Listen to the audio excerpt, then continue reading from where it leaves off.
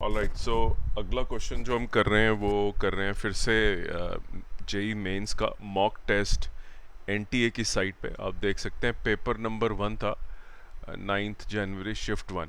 लेकिन ये क्वेश्चन की जो क्वालिटी है बहुत इजी है और मुझे समझ में नहीं आया why this question has been given in JEE Mains. Anyway, अगर दे दिया तो अब करना ही पड़ेगा। तो क्वेश्चन रेजिस्टेंस के बारे में और मटेरियल के बारे में है, लेकिन क्वेश्चन करने से पहले मैं एज़ यूजुअल आपको कॉन्सेप्ट समझा देता हूँ। ये आपकी वायर है और इसकी जो लेंथ है वो L है और इसका जो एरिया है वो A है। राइट, इसका जो क्रॉस सेक्शनल एरिया है ये A हो गया। जो मटेरियल ऑफ द वायर है, that material of the wire is resistivity, उसकी रो है, मतलब फिक्स्ड रेजिस्टिविटी है। और इसको मैं थोड़ा बेटर लिख देता हूँ, द रेजिस्टिविटी इज रो। अब इस क्वेश्चन के अंदर द वायर जो है 0.5% से लंबा कर दिया गया उसको। तो अगर आप देखेंगे कि वायर को अगर आपने लंबा कर दिया तो इसकी जो नई लेंथ है, new length, right, that is going to be 0.5% का मतलब है पॉइंट आधा परसेंट से उसको बढ़ा दिया गया। तो 0.005 टाइम्स बढ़ाया गया है। L is equal to 1.005 L। So this is the new length of the wire. तो अगर आप वायर को थोड़ा लंबा कर देंगे, ये वायर की लेंथ L है, थोड़ा सा आप इसे लंबा कर देंगे अगर, तो इसका एरिया ऑफ क्रॉस सेक्शन कम हो जाएगा क्योंकि volume remains same. Right, volume अगर सेम रहता है तो एरिया ऑफ क्रॉस सेक्शन जो है वो बदल गया। So this is the volume. और वॉल्यूम क्या होता है, आप देख ही सकते हैं कि volume of the wire will be the cylinder का जो, तो एरिया इनटू एल्थ, मतलब pi r square multiply by height बोलते हैं जिसको हमने वो लगाया है। तो वॉल्यूम रिमेन्स अनचेंज्ड। तो पहले आपका वॉल्यूम था pi r square multiply by l, और नया वॉल्यूम आपका आ गया pi r two square into l two. अब वॉल्यूम बराबर रखना है आपको, तो V1 is equal to V2 डाल दीजिए। तो pi R1 square multiply by L1 is equal to pi R2 square multiply by L2। और आप अगर इसको ऐसे लिखेंगे तो आपका जो पहले एरिया है, area 1 multiply by L1 is equal to area 2 multiply by 1.005 L1 आ गया आपका। तो आपका जो ये कट गया दोनों साइड पे, और आपका जो एरिया 1 और एरिया 2 के बीच में रिलेशनशिप है, area 1 is equal to area 2 into 1.005।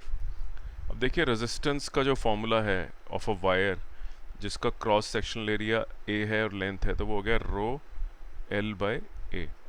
तो मैं अगर लिखना चाहूँ इसका R1 का, तो my R1 is equal to rho L1 by A1। और जब ये वायर मैंने थोड़ी सी लंबी कर दी तो इसका क्रॉस सेक्शनल एरिया थोड़ा छोटा हो गया और लेंथ इसकी लंबी हो गई, लेंथ हो गई इसकी 1.005। तो R2 is equal to rho multiply by 1.005 L1 divided by A2। Right, तो ये नई लेंथ है और ये नया रेजिस्टेंस है। और क्वेश्चन है कि इलेक्ट्रिकल रेजिस्टेंस में चेंज कितना हुआ है। तो पहले तो मैं इसके अंदर नया रेजिस्टेंस निकाल लेता हूँ, तो दैट विल बी, इस कैलकुलेशन को जारी रखते हैं। रो मल्टीप्लाई बाय 1.005 L1, और एरिया 2 अगर आप देखेंगे that is now equal to A1 divided by 1.005। तो एरिया 2 की जगह मैं लिख देता हूँ A1 divided by 1.005 is equal to rho L1 in divided by A1 into 1.005 का square. Right, this is your area 2, this is your new resistance. तो अगर आप देखेंगे तो आपका नया रेजिस्टेंस देखिए बढ़ गया है by certain quantity which is 1.005 whole square. तो हमें 1.005 का होल स्क्वायर निकालना है, तो उससे हमारा R2 आ जाएगा is equal to rho L1 upon A1. This is, by the way, R1 multiply by 1.005 का होल स्क्वायर. अब आपको निकालना है what is the percentage change in the electrical resistance. Electrical resistance बढ़ गया है तो R2 minus R1 upon R1 multiply by 100 is the new electrical resistance. तो अगर आप बात करेंगे तो ये आएगा आपका R2 आपका आ जाएगा rho L1 by A1 multiply by 1.005 minus R1 rho L1 by A1 divided by rho L1 by A into 100. तो ये आपका कैलकुलेशन अगर आप करेंगे तो 1.005 होल स्क्वायर माइनस 1 अपॉन 1, क्योंकि सारा रो L1 A1 आपका कट जाएगा, मल्टीप्लाई बाय 100. इससे अगर आप सॉल्व कर लें, मतलब आप किसी तरह से 1.005 होल स्क्वायर की कैलकुलेशन कर लें तो लगभग आपका जो आंसर है वो आपको नेट चेंज परसेंटेज जो है इलेक्ट्रिकल रेजिस्टेंस में दे देगा.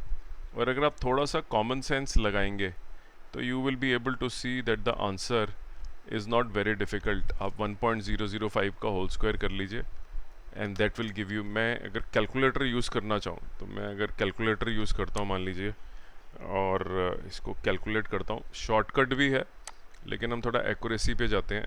1.005 multiply by 1.005 is equal to, देखिए ये 1%, 1.01, अगर मैं 2 डिजिट तक लूँ तो 1.01 आ रहा है ये.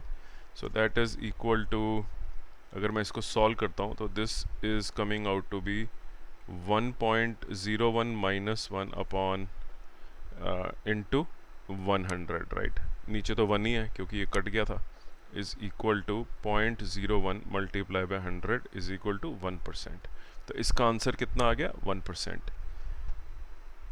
तो इस तरह के क्वेश्चन थोड़े मैथमेटिकल हैं और थोड़े कैलकुलेशन इंटेंसिव हैं, लेकिन वॉल्यूम चेंज नहीं हुआ. इसका वॉल्यूम भी यही रहा, ये मटेरियल भी सेम है. तो resistivity, this is the resistivity, this is the length and this is the area. तो question was pretty straightforward, not very complicated. So the correct answer is 1%. मुझे अभी भी आश्चर्य होता है कि इस तरह का सिंपल क्वेश्चन मॉक टेस्ट में जेई मेंस के कैसे आ गया. That is very very surprising actually. But anyway, इस तरह के क्वेश्चन आप उम्मीद कर सकते हैं आएंगे. और आप मेरे video channel, YouTube channel institute of conceptual physics पे जाइए. 1700 वीडियोस पे आपको सॉल्व में रहेंगे. एक से बढ़कर एक नीट जेई के क्वेश्चन है. किसी भी क्वेश्चन को मिस मत करिए, क्योंकि बहुत सारे नीट और जेई के क्वेश्चंस मेरे यूट्यूब चैनल से ही आते हैं. और कॉन्सेप्ट भी दिखेंगे आपको, अलग अलग टाइप के क्वेश्चन भी नज़र आएंगे. मैं उसको थोड़ा इम्प्रूव कर रहा हूँ यूट्यूब चैनल को. उसके अंदर मैं ऐड कर रहा हूँ क्वेश्चंस जिससे बच्चों को सर्च करने में आसानी हो. तो मैंने पहले बनाया था, मुझे आइडिया नहीं था कि कैसे यूट्यूब चैनल बनाते हैं, लेकिन अब धीरे धीरे मैं उसको इम्प्रूव कर रहा हूँ. तो उम्मीद करता हूँ आपको जो आंसर्स हैं सॉल्व्ड एंड एक्सप्लेन्ड, ये ख़ास बात है मेरे चैनल पे कि मैं समझाता भी हूँ, सिर्फ सॉल्व नहीं करता, पूरा समझा देता हूँ. तो आप एनसीईआरटी साथ में रखिए, मेरे यूट्यूब चैनल को देखते जाइए. आपकी पूरी नीट और जेई की तैयारी बिना किसी हेल्प के हो जाएगी. तो सब्सक्राइब करें. 1-2 क्वेश्चन भी अगर एक्स्ट्रा आपके ठीक हो गए मेरे चैनल की वजह से, तो आपकी रैंक पे इसका बहुत बढ़िया असर पड़ सकता है. Thank you very much.